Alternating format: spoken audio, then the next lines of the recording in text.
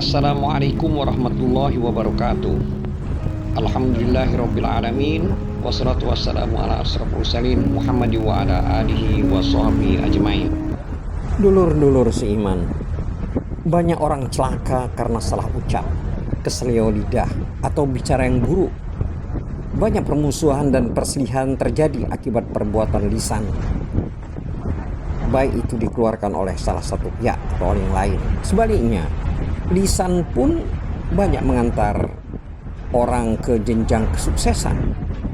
Dengan kemahiran komunikasinya, pembicara yang baik, fasih, dan bermanfaat pasti akan menghasilkan hal-hal yang baik pula. Oleh karena itu, Islam memperhatikan betul perkara lisan umatnya. Hadis Rasulullah Shallallahu Alaihi Wasallam yang sangat populer menegaskan, bicaralah yang baik atau diam.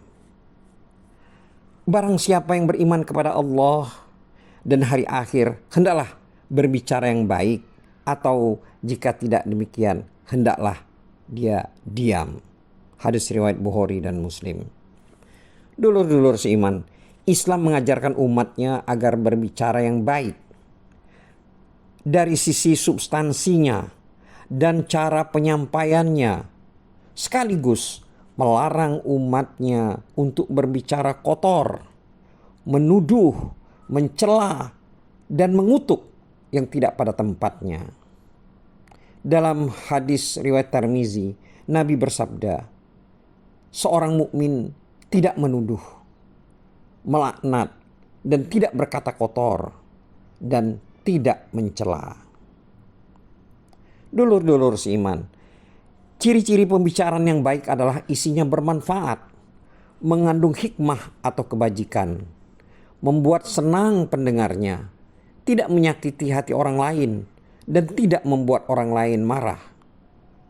Pembicaraan yang baik juga bercirikan dengan menggunakan kata-kata yang benar, yang baku dan sesuai kaidah bahasa yang berlaku. Atau istilah Qur'annya adalah qaulan sadida, atau kata-kata yang tepat sasaran, komunikatif, atau mudah dimengerti. Istilah dalam Al-Quran disebut qaulan baligha, serta menggunakan kata-kata yang santun, lemah lembut, dan tidak kasar, dan tidak vulgar. Dalam istilah Al-Quran disebut qaulan karima. Qaulan sadida itu disebut dalam surat keempat ayat 9. Dan qaulan baligha itu disebut dalam surat keempat ayat 63. Sedangkan qaulan karima itu disebut dalam surat 17 ayat ke-23. Dulur-dulur seiman, lisan manusia mudah tergelincir ke jurang kehinaan, seperti buruk sangka, prasangka, dan bergunjing. Allah telah berfirman dalam surat Al-Hujurat ayat 12 yang artinya, hai orang-orang yang beriman, jauhilah kebanyakan berprasangka, karena sesungguhnya sebagian prasangka itu adalah dosa. Janganlah kamu mencari-cari kesalahan orang lain, dan janganlah kamu menggunjing sebagian yang lain. Sukakah salah seorang di antara kamu memakan daging saudaranya yang sudah mati? Tentu kamu merasa jijik kepadanya. Dan bertakwalah kepada Allah. Sesungguhnya Allah Maha Penerima Taubat lagi Maha Penyayang. Dulur-dulur seiman, setiap ucapan manusia dicatat oleh malaikat pencatat amal.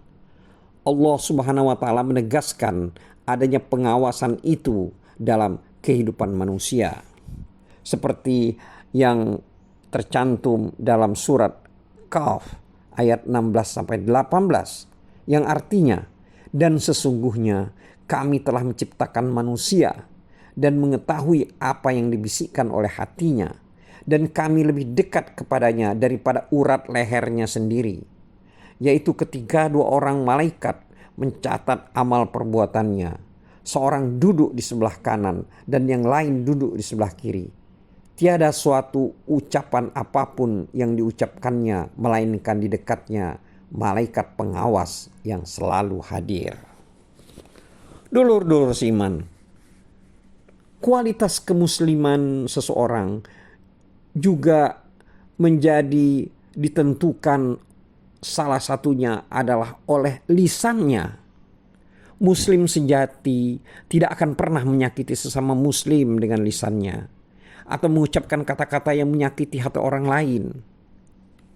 Diriwayatkan oleh Imam Bukhari dalam kitab Sahihnya dari Abdullah bin Umar radhiyallahu anhuma bahwa Nabi SAW bersabda, seorang muslim adalah seorang yang orang muslim lainnya selamat dari gangguan lisan dan tangannya. Hadis riwayat Bukhari dan Muslim. Juga dalam hadis riwayat Bukhari dan Muslim yang lain disebutkan, yang artinya Nabi SAW bersabda, ada seorang laki-laki yang bertanya kepada Rasulullah SAW, siapakah orang muslim yang paling baik? Kemudian Nabi menjawab, seorang yang orang-orang muslim yang lain selamat dari gangguan lisan dan tangannya. Dulur-dulur seiman, Imam Nawawi ketika menjelaskan hadis-hadis arba'in menjelaskan, menurut Imam Syafi'i, jika hendak berkata hendaklah seseorang itu berpikir terlebih dahulu. Jika diperkirakan perkataannya itu tidak akan membawa mudarat, maka silakan dia berbicara. Akan tetapi jika diperkirakan perkataan itu akan membawakan mudarat atau ragu apakah membawa mudarat atau tidak, maka hendaklah dia tidak usah berbicara atau diam. Sebagian ulama berkata, seandainya kalian yang membelikan kertas untuk para malaikat yang mencatat amal kalian, niscaya kalian akan lebih banyak diam daripada berbicara. Dulur-dulur seiman, Imam Abu Hatim Ibnu Hibban Al-Busti berkata dalam Raudhah Al-Uqla wan Nazhah Al-Fudola, lisan seorang yang berakal berada di bawah kendali hatinya. Ketika dia hendak berbicara, maka dia akan bertanya terlebih dahulu kepada hatinya, apakah perkataannya tersebut bermanfaat bagi dirinya? Maka dia akan berbicara. Tetapi apabila itu tidak bermanfaat, maka dia akan diam. Adapun orang yang bodoh, hatinya berada di bawah kendali lisannya. Dia akan berbicara apa saja yang ingin dia ucapkan oleh lisannya. Seseorang yang tidak bisa menjaga lidahnya berarti tidak paham terhadap agamanya. Dulur-dulur sekalian, dalam sebuah hadis Rasulullah SAW menggambarkan seorang yang bangkrut di akhirat nanti disebabkan karena perbuatan lisannya. Amal solehnya diambil oleh orang yang dizaliminya. Tahukah kalian siapa yang bangkrut? Ujar Nabi. Para sahabat pun menjawab, orang yang bangkrut adalah orang yang tidak memiliki uang dirham maupun harta benda.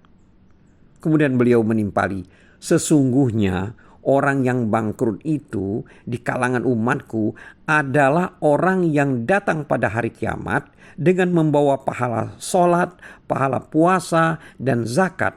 Akan tetapi ia juga datang. Wallahu a'lam bissawab. Wassalamualaikum warahmatullahi wabarakatuh.